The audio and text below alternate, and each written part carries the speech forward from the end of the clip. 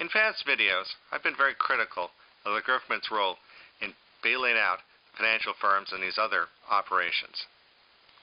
Well, since last fall, there had been this running conjecture, this running rumor, that the largest financial firms had basically been forced to accept the bailout money. Of course, the government was rather mum on that, because let's face it, the government forcing people to do things, Don Corleone would have been proud of this kind of arrangement, the offer that no one can refuse. But in the past few days, sure enough, that rumor has turned out to be true. They have found the documents proving that the largest financial firms had been backroomed by the government, so to speak, and basically said, just sign here on the dotted line. We know what's best for you. That's an overreaching of government power, to basically tell these people how to run their business. I still believe that the businesses are that screwed up, let them fail. But that's not politically expedient. The government has to get involved, whether it needs to or not.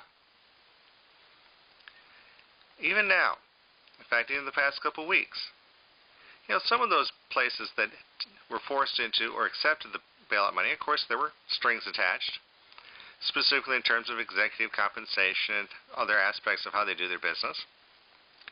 In fact, so odious were some of these conditions that there are some entities that would give back the money.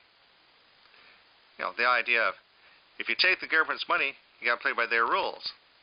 Well, maybe it works in reverse. If you stop taking their money, you don't have to play by their rules anymore. So there are some firms that are wanting to give back the money. Of course, the government is trying to spin it by looking at, this bank stress test. Which banks do we think will survive if they give up back the money?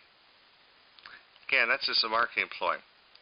The old, we know what's best for you, and the offer that you can't refuse. But even those that were given a clean bill of health have basically been told, if you give us back the money, then you're also going to have to pull out of the FDIC. If you're not certain what that is, anytime you put money in a bank or savings and loan, it is insured by our beloved government up to $250,000. Actually, it used to be $100,000. They've upped it recently.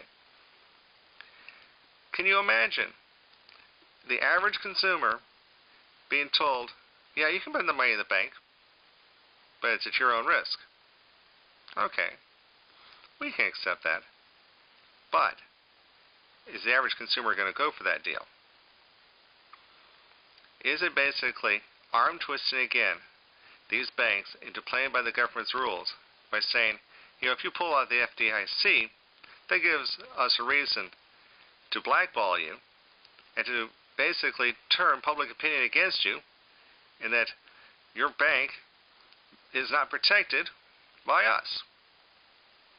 Still sounds like an extortion racket, protection racket. You keep us in the loop, and we'll keep you safe. That's an abuse of power. And if it were in any other circumstance, like the schoolyard bully, we wouldn't stand for that. But this is the government, the all-powerful and, in its own eyes, all-knowing. Now, things are still not on the up and up.